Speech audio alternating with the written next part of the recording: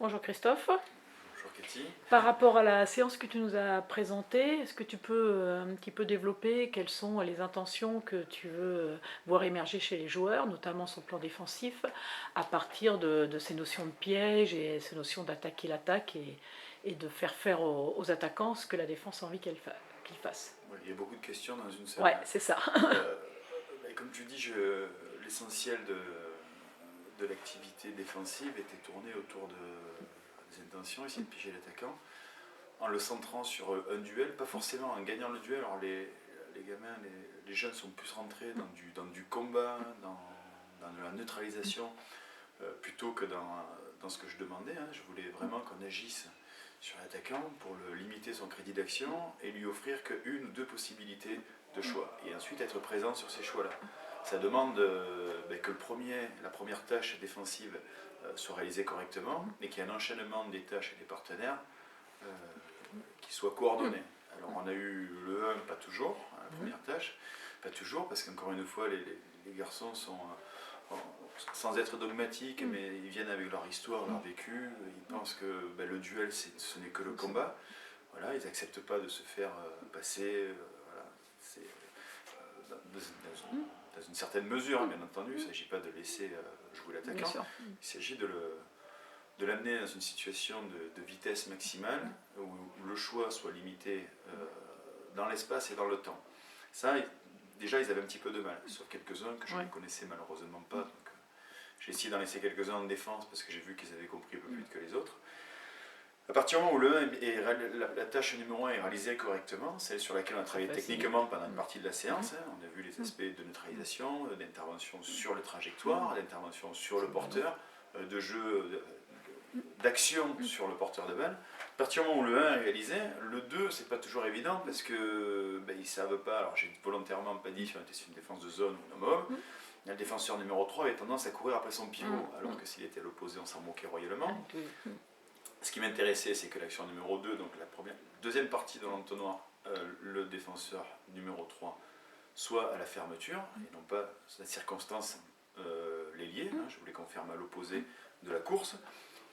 Et qu'ensuite, la trajectoire, donc la seule possibilité qui restait en théorie, c'était une trajectoire pivot, et que celle-ci soit couverte sur la redescente du défenseur avancé. Sur la diagonale. Sur la diagonale, le défenseur en diagonale. On l'a vu quelques fois, pas toujours très bien réalisé, mais je pense qu'avec les quelques joueurs qui le faisaient correctement et qui n'étaient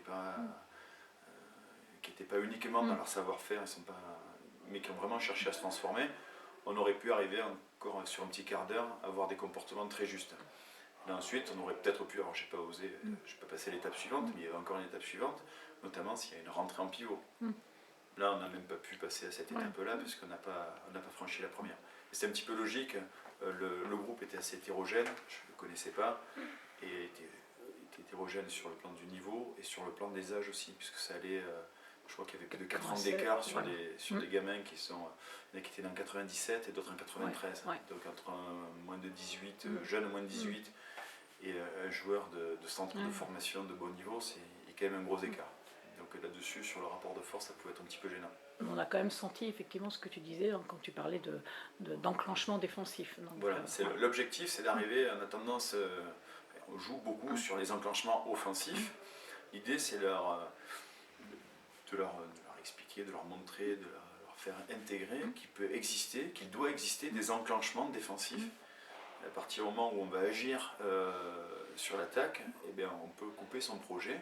Et c'est pas uniquement d'arrêter quelqu'un pour faire un jet franc et attendre le refus de jeu, en transgressant systématiquement la règle numéro 8, c'est aussi coordonner les mouvements de joueurs pour amener l'attaque dans une situation, dans une impasse, dans une situation très complexe où on sait qu'on va sortir vainqueur, soit parce qu'on leur a fait faire faute d'attaquant, marcher, un passage en force, soit parce qu'ils auront un tir plus compliqué, soit parce qu'on va récupérer la balle sur une trajectoire, parce qu'ils ne pourront plus en faire beaucoup.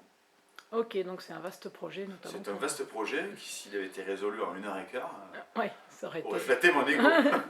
Voilà, mais c'est un travail de centre de formation et voire de pôle qui est effectivement. C'est quelque chose que j'avais déjà mis en place il y a quelques années par rapport à un projet de jeu défensif avec l'équipe de Nîmes et qui marchait très bien, mais ciblé sur des joueurs qui étaient morphologiquement bien en deçà des adversaires qu'on avait. par contre, physiologiquement, intellectuellement, était capable de s'approprier une situation comme ça. C'est un régal.